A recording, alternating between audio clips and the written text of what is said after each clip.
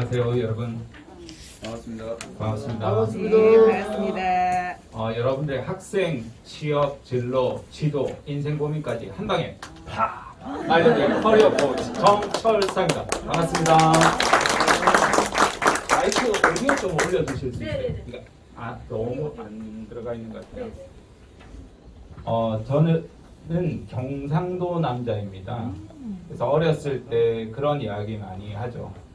가난한 어머니 보면서 엄마 기다려봐, 내가 한 방에 다 끝내줄게, 공부는 못해도. 결혼하고 나서는 뭐라고 합니까? 여보 기다려봐, 내가 다 끝내줘, 조금만 기다려. 그 소리 몇 년째고 이렇게 하는 여러분 인생을 살아보시면 아시겠지만 인생이 한 방에 끝나버리면 대단히 위험해질 수 있습니다. 그렇죠? 공부를 잘하고 못하고의 요인은 뭡니까? 학생들한테 물어보면 의지력이나 노력이나 뭐 기술을 이야기합니다. 아시겠지만 대부분 유전적 요인입니다. 이게 70~80%가 그래서 20~20대는 부모와 유전적 요인, 물론 환경적 요인은 대단히 이제 후천적으로 이제 작용을 하게 되는데요. 그러다 보니까 늘 공부를 잘해왔던 사람들, 그리고 늘 어떤 특정한 영역에서 뛰어난 능력을 가졌던 스포츠 선수든 누구든 다 마찬가지예요.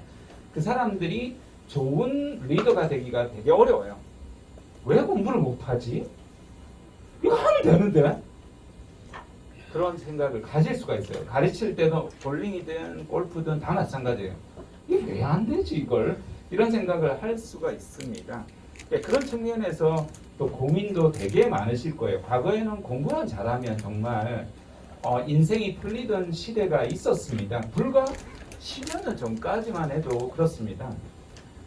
그런데 저는 정말 공부를 우리 아이들은 못했다고 막 놀리는데 못한 건 아니었고요. 엄밀하게 이야기하면 중상은 항상 유지했는데 그러다가 불안정한 직장에 제가 87학번이거든요. 저희 시대에는 취업이 그렇게 어렵지 않았던 시대였습니다. 공부를 조금 하면 여러분처럼 이제 교사가 된다거나 아니면 공기업을 간다거나 대기업 가는 것도 지방대도 그렇게 어렵지 않았던 시대였습니다. 그러다가 저는 이제 불안정한 직장 생활을 하기 시작했고요. 그 과정에서 제가 이직을 많이 하게 되었습니다. 여러분은 아마 이직이 별로 많지 않으실 겁니다. 근데 제가 이직을 한 횟수가 이제 30대 이미 20번 가량이 되었습니다. 그러다 보니까 이게 우리나라에서 이직을 많이 하면 좀 정신 이상자로 이렇게 바라보는 경향이 있습니다. 친구들도 이 새끼야 정신 좀 챙기라, 이런 이야기를 많이 듣게 되었고요. 누군가로부터 이제 인정을 못 받게 된 거죠. 굉장히 이제 불안정한 생활을 하게 되었는데요. 그것도 이제 지방에서는 30대가 되면 일자리가 싹 없어집니다. 막노동 허드렛 일 하지 않는 이상에서는 고급진 일들이 이제 없어지는 거죠. 그리고 나서 저는 이제 서울에서 이제 직장 생활을 하게 되었습니다. 근데 그때 그 일을 뭘 하게 되었느냐면요. 너무나 불안정한 직장을 옮겼던 저를 대부분 인정해 주지 않았는데요. 인정해 주는 곳이 있었습니다. 리크루트란 회사인데요.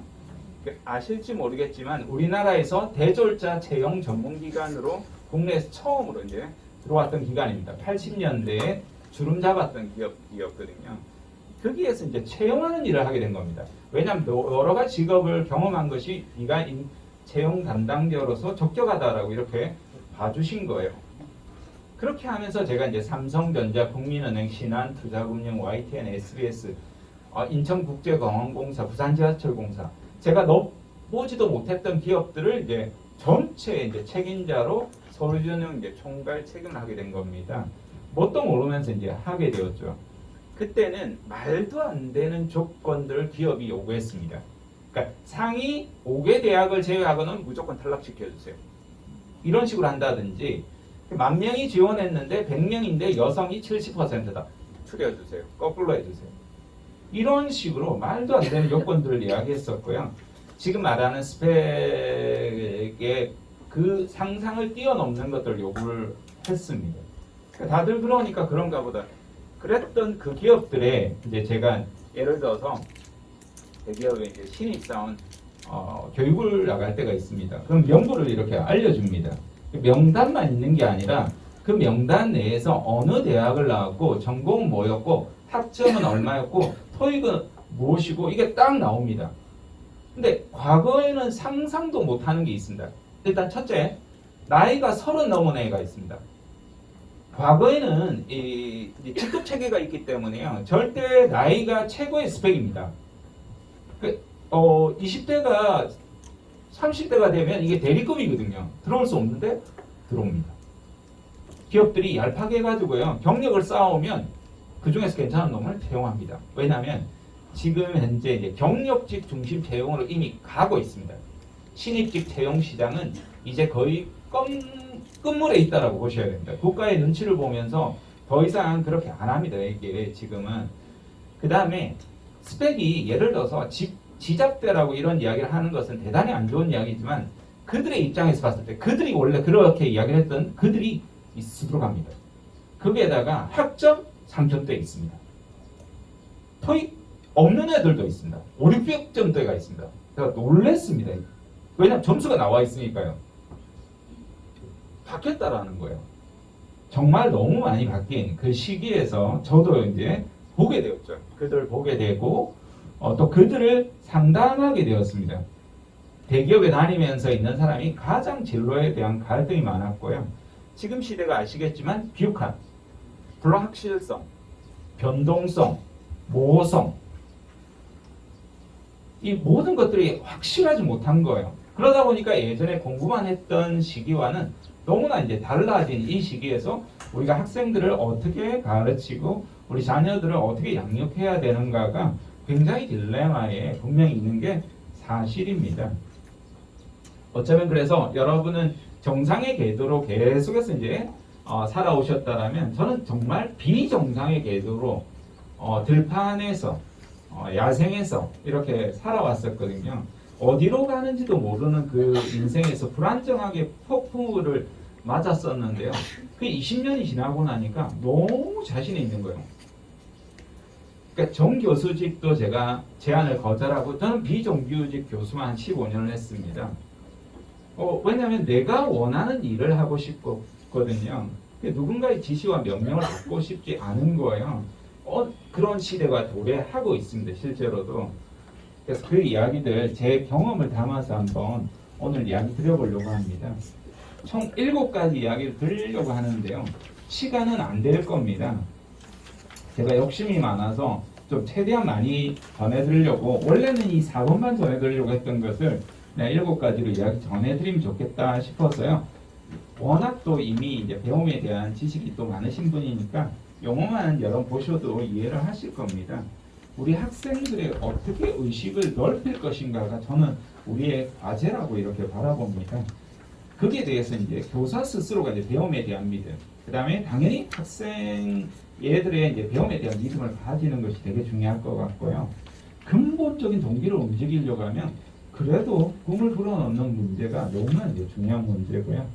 도대체 우리를 둘러싼 주변의 변화, 얘들이 사회에 대한 관심이 별로 없거든요.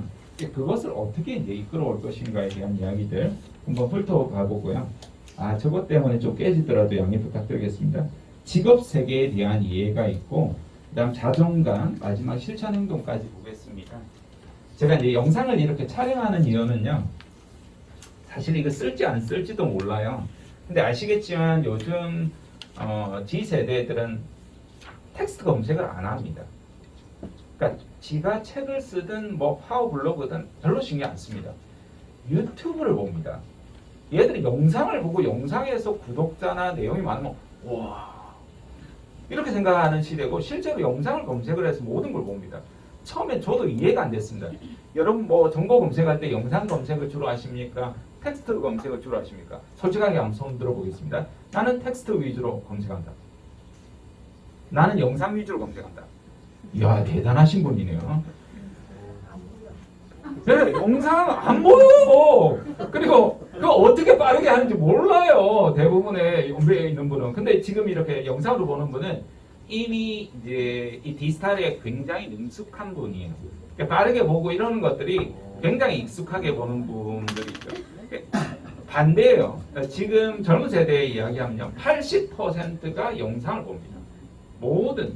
그래서 거기에서 검색되지 않은 것들은 보지도 않습니다. 오늘 올라오면서도 제가 강의 올라오면서도 김미경 원장 그 유튜브 미래학교 수업 들으면서 봤거든요. 김미경 원장도 유튜브 때문에 완전히 바뀌었습니다. 몰라 그랬다가 강사는 움직여봤자 나 혼자 이 몸값이 움직이잖아요. 근데 NKYU 대학에다가 그게 들어오는 광고 수익에다가 제가 같은 출판사에서 이제 책을 내서 출연 한번 하자라고 하니까 출연료가 300에서 500만 원에 문제는 3개월에서 5개월을 대기해야 된다는 거예요. 엄청난 이제 기업으로 올라가 있습니다. 그래서 이제 한번 모아보자라는 취지로 저도 하고 있고요. 오늘 강의가 마음에 드시면 정철상 지금 바로 검색하십니다. 유튜브 구독과 좋아요 알림 설정 부탁드리겠습니다.